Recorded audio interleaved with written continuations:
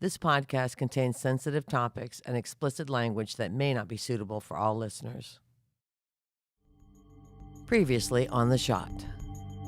Nothing points to the direction of a robbery. This was, I'm going to use the word an assassin. If someone suggested that there was a Martian who'd come down and done this, we did everything we could, I'm being facetious now, but we would have contacted NASA and said, can you help us with this?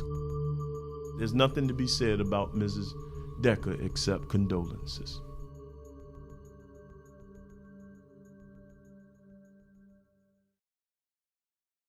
Do you think you know who it was? Gary is talking to Raymond Perry's lawyer, Jennifer Stanton, and her PI, Larry Smith. He's trying to find out who they think really killed Victor Decker. We came up with various scenarios that seemed to point to a particular suspect, and we can't go into any more detail. I'm not going any further than that. I have my own opinion, and I'd be glad to share it with the right people and the reasons for it. But in fact, I think we already did that. Or at least we attempted to. Remember I said earlier on that our strategy or our game plan was to take the facts and circumstances and the evidence and the discovery, so all that together, and try to prove it or disprove it. Our job is not to solve the crime. Our job was to see if they had arrested the right people that we represented. They didn't. Now, taking it a step further and trying to solve the crime is really their job, okay? But you have to ask yourself, and it's a rhetorical question of sorts, why would somebody inject themselves into a crime scene if they didn't have to? I'm Gary Harkeye. I'm Joanne Kimberlin. We're reporters at the Virginian-Pilot in Norfolk, Virginia. And this is the final episode of The Shot.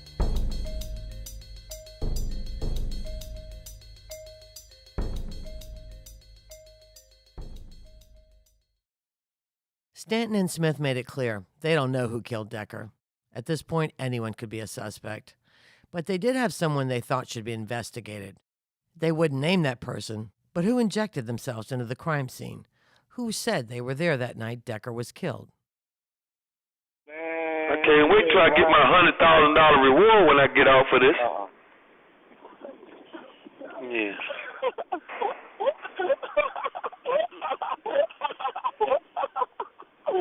Yeah, bitch, I get the reward money and everything. That's all me. No. What? You lying, man. Man, I'm the eyewitness, dog. I'm getting the reward money and everything. That's Lamont Davenport, the prosecution's star witness. We tried one more time with Stanton. We asked her about what Smith said, that they'd tried to share their suspicions with prosecutors. At that meeting, did they point the finger at a particular suspect? We never did say that specifically. We hinted more than anything else that we thought that some of the people they already had talked to, who had clearly not been honest with them, might need to be re-interviewed. They obviously disagreed with that, but they didn't take the hint. So might need to be re-interviewed because they might have been involved. I can't really comment much further on that. We were always happy to give them information if they wanted it, but every time we attempted to give them information, they completely ignored it. So that's not on me. So you still feel like y'all still have some people in mind that you think they should be talking to? Like I said, we hinted, we told them we'd be happy to tell them information if they wanted to sit down and talk to us, and no one has ever called us to say anything. We have seen no evidence that they have done any further investigation at all. Smith says he's willing to talk with authorities again, if they're interested. But prosecutors have said in the past that they believe Perry and Turner are guilty. And with both men behind bars now for other crimes, they've stuck to their guns. The right guys wound up in prison anyway, even if it wasn't for killing Decker. Here's how Harvey Bryant, the Commonwealth's attorney at the time, remembers that meeting with Perry's defense team. I don't really remember the substance of it other than to tell you that Dave Bouchard and Jennifer Stanton, as do most defense attorneys, come in and try to convince you that you don't have a case, you got the wrong dog. Find another one. We know there's some other barking dogs you need to go check out because it's not our dog. And in my mind, a lot of that's designed just to cause a lot of, chasing dogs. So, yeah. Here's some holes in Davenport's testimony, other than the fact that he was caught lying on the phone, of course. For one thing, he told police he was staking out a drug dealer who owned a blue Bentley that was parked in the club's VIP section that night. Defense attorneys tracked down every blue Bentley in Hampton Roads. All were accounted for. They questioned the club's parking valets. You'd notice a blue Bentley, right? No one had seen one at the club that night. And remember that guard shack video? The dark and grainy one that was analyzed by the FBI? Assuming their experts were right, Davenport's testimony doesn't line up with it. Number one, he said Perry and Turner were on foot, hurrying back to the club's parking lot after they shot Decker down by the borrow pit. But the FBI notes a suspect car pulling out from a spot near Decker's pickup, which was parked just outside the pit's gate. Number two, Davenport said that after he heard the shot, he drove by the pit and noticed the lights on inside Decker's truck. According to the FBI's timeline, those lights have been dark for at least 6 minutes when the flash of the kill shot shows up on the video. We asked Emily Munn and Tom Shepard, Turner's attorneys, what they thought. Do you all have a suspect in mind? Do you think a murderer is still out there on the loose? Yes. Do you? Yes. I don't know who that is. I don't either.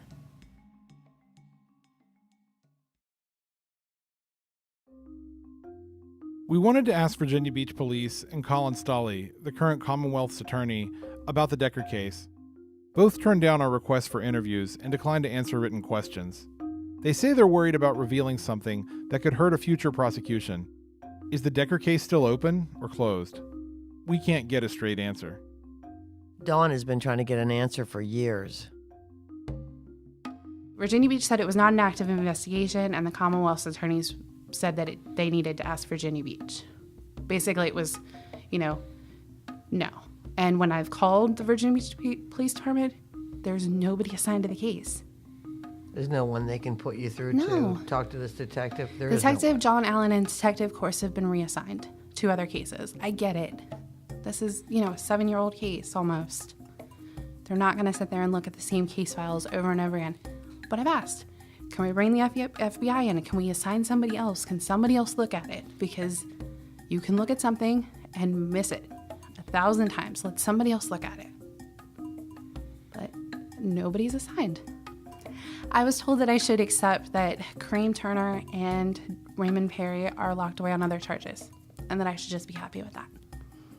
But how do I know 100% these are the people if there hasn't been a trial and they weren't found guilty? So I'm sorry, I can't accept that. I can't accept that somebody is out there possibly who got away with murder.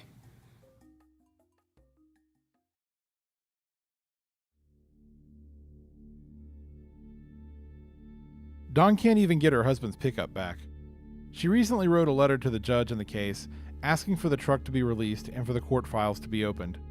She got a reply from the clerk of courts telling her to contact the prosecutor's office.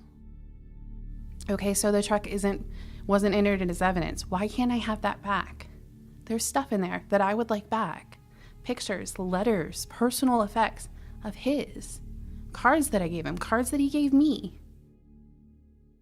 I know Dawn said a lot about she's wondered why her truck has not been returned all these years later. Do you have any idea what, is that kind of just common practice because it's a piece of evidence, or?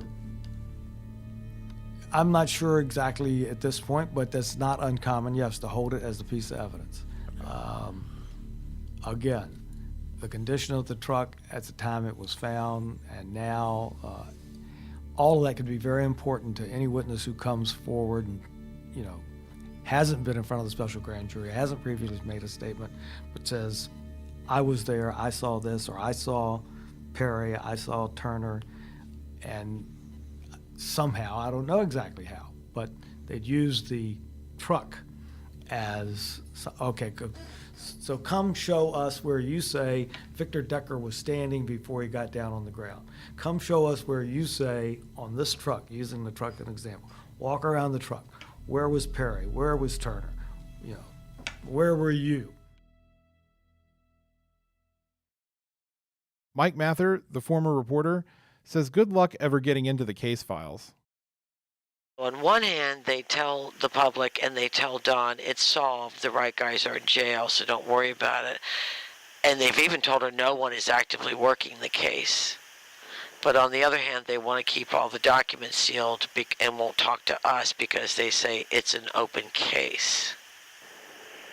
That's the catch-22 with the Virginia Beach Police Department, and it's been a challenge, and they get to maintain that posture because of the state's very weak open records laws. So any case at all that did not result in a criminal prosecution, they have the blanket authority to keep it closed. I believe it would be in the public's best interest that, if a case reaches a certain age, or if there is a declaration that these are the men who did that crime, but for reasons beyond our control we can't prosecute them, that they do open the case. We asked Brian if he thinks the Decker case is on the back shelf. I think naturally as human beings go, the answer, unfortunately, is probably yeah. That Perry's not going to kill anybody else. We want to find the evidence that will help us conclusively, beyond reasonable doubt, tag this on him. But there's such a volume of other cases to have to continue to handle. It's easier. I think it's probably easier on the prosecutors because, frankly, we act and react based on what the police department brings to us. So I doubt that there's anybody in the Virginia Beach Commonwealth Attorney who's working on the Victor Decker case or the Perry case or the Turner case today, tomorrow, last month, last year. They're waiting for the next thing to come up. Do you feel like Dawn has said, she's been told by people, well, just be happy, at least they're in prison. It may not be for the murder of your husband, but these two guys, the guys who did it, are in prison. Is there any sort of solace in that for prosecutors and police as well, or? Yes, there is some solace that they're not out there running around loose, because frankly, I don't believe either one of them would be loose for that long. They'd be killed somebody, robbed somebody, as Turner did, and be back in custody. To know that Perry is never coming out, and probably Turner either, so that they're never going to kill anybody else, unless it's a prison guard, is good to know, but it's not entirely satisfactory. And I don't expect a spouse or a child or a mother or a father to be satisfied by that. I don't ask them to be. It's not satisfactory. I want the person who killed my loved one to be tagged with that so the world knows you're the one who did it and you're going to get punished for it. Did you meet Dawn, and can you give us your impressions of her? Yes, I've met her and talked to her at the time, at the funeral also. And she was a grieving widow and a grieving mother of a small child, a baby. And I could not, in the beginning, I don't know what about now or even later on, years later before I retired,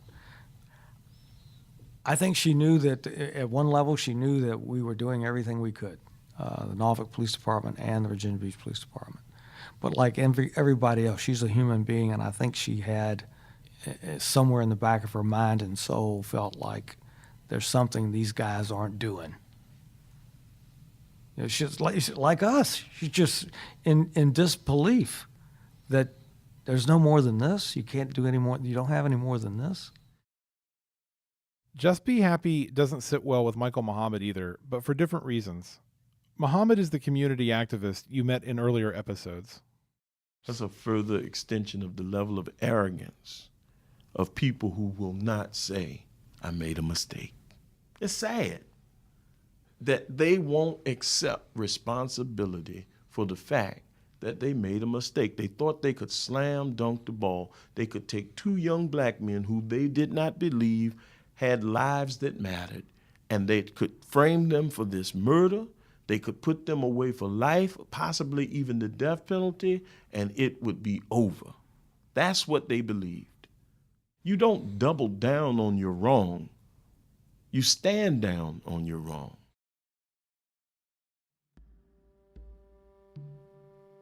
They may never find out if they're not going to investigate it anymore. The only thing that could fall into their lap is if I don't remember, was Decker's firearm ever recovered? No. If that falls from the sky, which I think unlikely at this point, but if it falls from the sky, they'll be able to chase that back, because whoever gets caught with it will have a lot of heat on them, and they will probably help walk that back. But it's so far now. I mean, it's been a long time. I mean, the offense was October of 2010. It's 2017 now, so I think the likelihood of that happening gets less as we go forward. 2 guns are actually missing, the murder weapon and a 9mm Decker had in his pickup that night. Police have an empty cartridge they think came from the murder weapon. It was quickly entered into a ballistics database that can match unique firing pin marks with seized guns. So far, no hits. Information about Decker's handgun was also entered into a database in case the gun or a cartridge fired from it ever turns up at a crime scene. But Stanton believes police made a costly mistake with that one. She has a document that indicates they waited nearly a year and a half to enter the info from Decker's gun into NCIC, the National Crime Information Center database. That's a real problem, she was told. NCIC computers can't go backwards. The missing months must be searched by hand for a match, and no one could promise that would happen. You know, the more I talk to officers, many of them former students, it becomes very clear they just don't have the time to spend researching any particular case. So if evidence isn't, right there and available where they can connect the dots, they just have to back away from it. That's criminologist Dennis Stevens. Do cases where it's an officer killed, though, those I would normally think, or at least certainly that way in the movies, all the stops are pulled out? I think you said the most important part in the movies. The detectives can only do what they can do.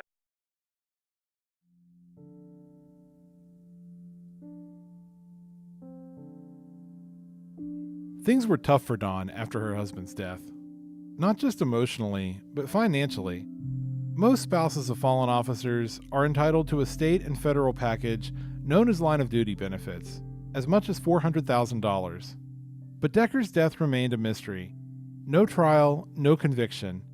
And if it was indeed a random robbery, like police were saying, it wouldn't qualify as line of duty anyway. Without her husband's salary, Dawn had to short sell their house. That was probably hard to give up on that, because it sounds like you probably tried really hard for a long time to hold on to it. I did, and there was a lot of memories there. We kind of decorated it ourselves, and he did all the rewiring of the house when we moved in, and it was just kind of, he'd painted the nursery for Charlotte. So it was hard to walk away from all those memories, but at the same time, it was kind of almost needed, maybe to kind of separate myself a little bit from it. There was more to come. Her father died. Dawn was really close to him, and keep in mind, she now knows that her husband was cheating on her. Of all the things that I remember about this case, she is the one that I'm really stuck with, because I just cannot imagine having your life turned upside down this way.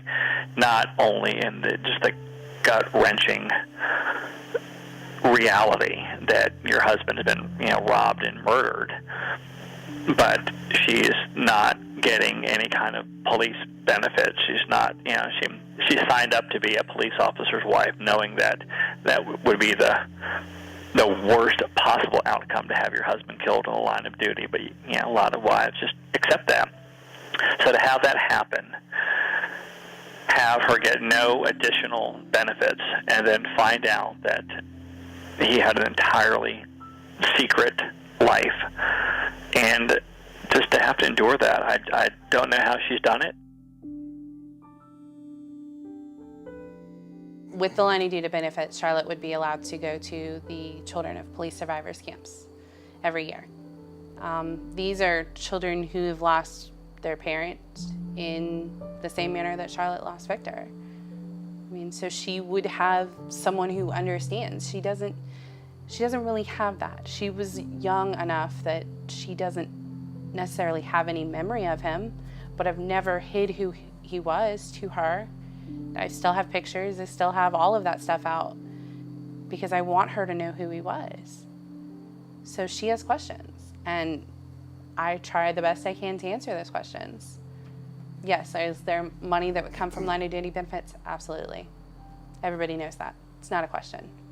Victor's name being on the wall in Richmond, the wall in Florida, the wall in DC, that's more important to me.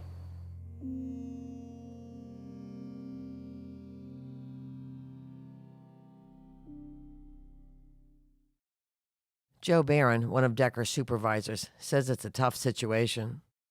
It is what it is, you know.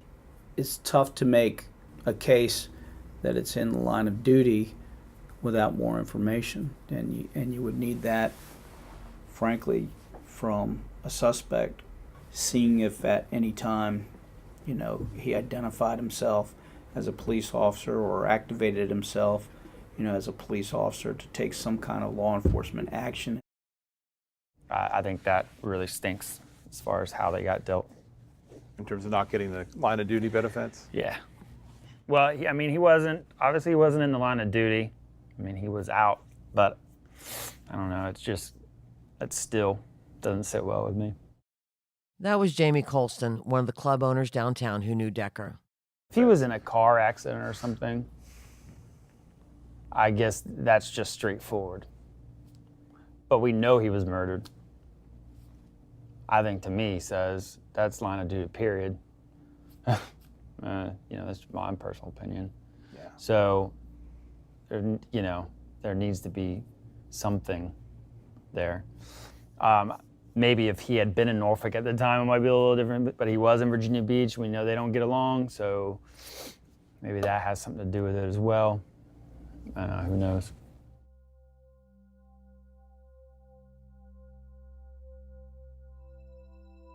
Dawn went back to school, got a degree, and a good job as a medical assistant. In a lot of really important ways, she's managed to move on. Now, I want you to explain who this guy is who's been sitting next to you. Very quietly. Holding your hand so faithfully, quietly, dutifully. Yes, this is Kevin. Dawn is remarried. Our initial meetings with her were at a Chick-fil-A near her apartment. The first time we met, Kevin was beside her. She was slow to introduce him. In fact, I think we had to ask, "Who's that guy?" It was kind of awkward. Finally, she answered, "This is my new husband." Now that we know her better, we get her hesitation. Dawn lived in the limelight for a long time, the wife of a murdered police officer. People expect to see tragedy and tears. You don't know what's right and you don't know what isn't right. Do you move on? Do you publicly move on ever? In this situation? No. Kevin has been great. He's held me in my frustration and my tears and all of that, and he's somehow managed to understand that I'm a little bit of a mess on my own, and he accepts that and doesn't really, say anything negative about it. He just kind of accepts it and says, okay, we're going to handle this one day at a time. Kevin has 2 daughters of his own. It took him a long time to convince Dawn to give him a chance. We had a lot of mutual friends and just kind of honestly through Facebook just started talking and for a really long time. and then finally she agreed to meet. Even before we met, we were talking for hours at a time just about really everything. And once we actually physically met face to face, it was just that same normalcy, that same comfort, that same no awkwardness. Yeah, there was no awkward silences. It was just here we were talking, and then she had to go, but it was okay. And he was certain he'd never see me again. I felt like that was the case, but no. It's good days and bad days. And just taking each day in stride. And, giving her space, when she needs it. To me, it's pretty obvious to tell when she's having those days. Even if she's not overly forthcoming with the information. She likes to keep that to herself a lot. But just, allowing her time when she needs it. Knowing when she's, in one of those moods or having one of those days. And then there's Charlotte. Do you see a lot of Victor in her? Absolutely. She has his eyes, his eye color especially. And she has this crooked smile that he used to get when he, would do something mischievous or knew he was going to get in trouble for something. Or she will give me the same exact smile. And I sometimes just have to look up at this guy and go, really? Like, what am I supposed to do with that? And Dawn is pregnant again. I'm due in November, which Charlotte is thrilled about. It's going to be another sister, so she's excited. Feel like you're turning a corner with this? Sometimes.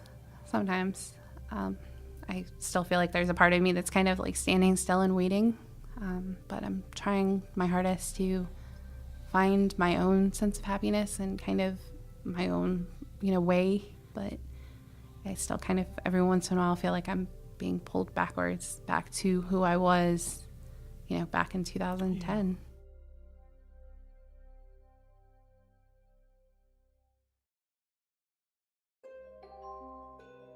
She's not the only one haunted. That list is long. This is the kind of case that undoes you. This case, knowing that the Commonwealth Attorney is about to take these cases to trial with junk evidence, with witnesses who are not believable, all they would have had to do is seat a jury that bought it.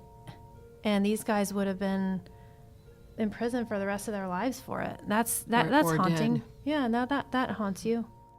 We talked to Harvey Bryant in this room last week about the case, and he is still very convinced that that Turner and Perry, that they had the right guys.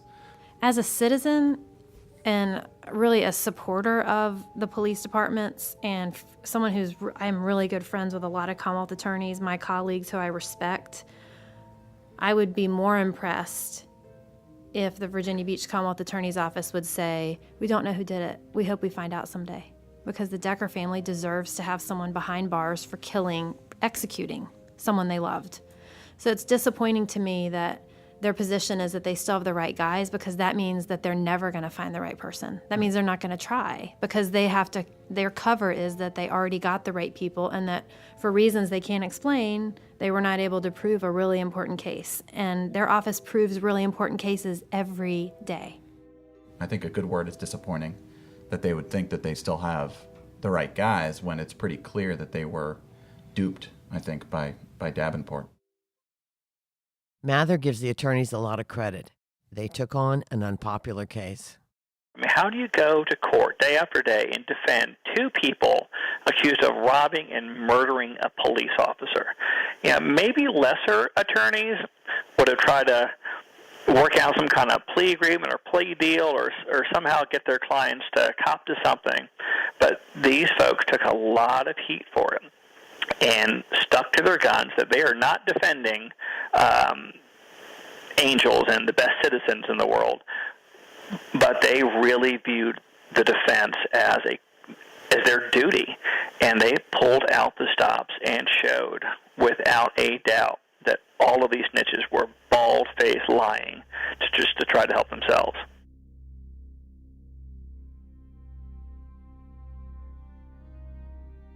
Closure. It really is just the need for closure. I know that I will never actually 100% know what happened that night.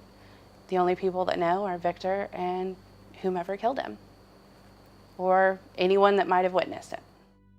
Closure. That word comes up a lot in this story. Assistant Chief Daryl Howard, one of Decker's bosses, wants it for Dawn and everyone else.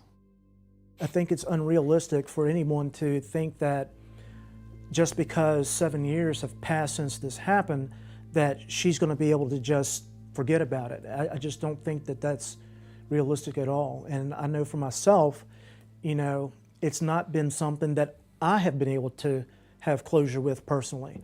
And honestly, I don't know if I ever will. But one thing I do know is that I still have his phone number programmed in my phone. I just never took it out.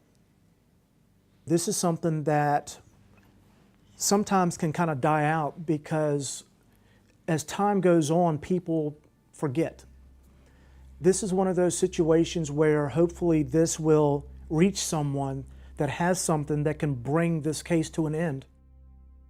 Dawn has started calling the prosecutor's office again. I don't call every Friday anymore. I don't see the need. I already know the answer is they have nothing to tell me. And so I call once a month, maybe once every 2 months, and just touch base because I don't want them to forget his name. I don't want them to forget that I'm still here and I'm still asking what happened and why isn't this being investigated?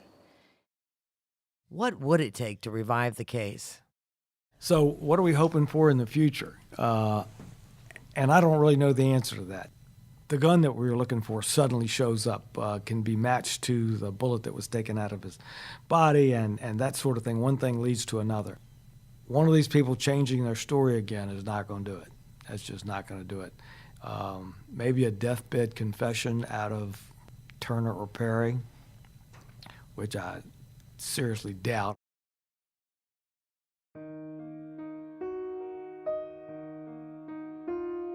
It's not easy to necessarily feel like you're, you know, the one to blame for all of this. You don't blame yourself for his death now, do you? I do. I still do. I think there will always be a part of me that will. Because I wonder if I could have maybe kept him, like, if I had said no, would this have happened? And then Charlotte would have her dad. And maybe this wouldn't, I mean, I can't say where we would have been at this point, 7 years later. I mean, would we have been married? I don't know. But at least he would be here, and that would be a choice. More than anything, I would rather give that little girl the opportunity to know who he was, because she didn't get that chance. There isn't a day that I don't feel like it's happened. Especially every May and October are really hard for me. Because of course, May was when we got married, and so I have all those memories, and May 15th was our wedding anniversary. May 28th is his birthday. So I give him a card every year for our anniversary and every birthday. I haven't missed a year. What do you do with those cards? I collect them, and hopefully someday Charlotte will have them. That's my intent, is that she can see that no matter what, no matter where my life has gone, that I've never forgotten him and never stopped loving him. Dawn also tends to a roadside memorial near the spot where Decker was killed. There's a big cross, painted blue and black, the colors of fallen police officers. Colston drives by it to take his son to school. He thinks about Decker a lot. That was, had to be a scary moment, scary time, that's for sure. I wouldn't have walked out there by myself, especially in that position. Why I did, I don't know, but you get that. It's an eerie sort of feeling out there. It was either incredibly lucky or brilliant, right? I mean... What do you mean? Well, it was too perfect. The crime? Yeah. Yeah, and there aren't many of those, are there? Yeah, I mean, that's what it you was always either, hear. It had to be lucky or flawlessly executed. We're in our studio talking with our producer, Randy Greenwell. Randy has sat in on most of these interviews. We're wondering what he thinks. There's so many possibilities, everything from a jealous lover to random crime. But we keep circling back to the skilled nature of the deed. Lots of homicides go unsolved, but not many are like this one. Chillingly professional, intensely personal. If it wasn't the perfect crime, it was close enough. At least so far. I mean, there were, if you watch the video, there's a number of people moving around in the shadows beyond Decker. So I think there may be as many as 2-3 other people back in there. It's just hard to tell. And I mean, it's possible there's somebody still out there that knows what happened. It's possible that there's somebody out there who saw something that night who could shine a lot of light on this that's just not said anything.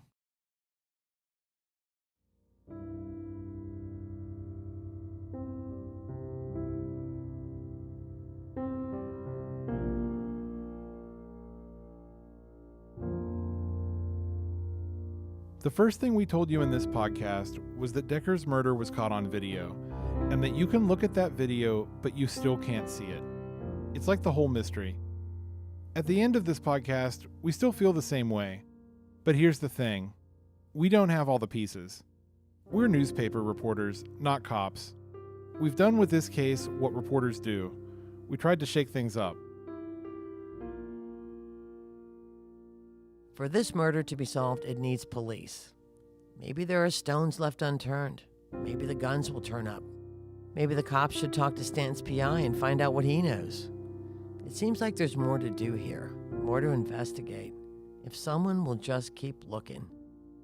Maybe it's not time to give up on this one.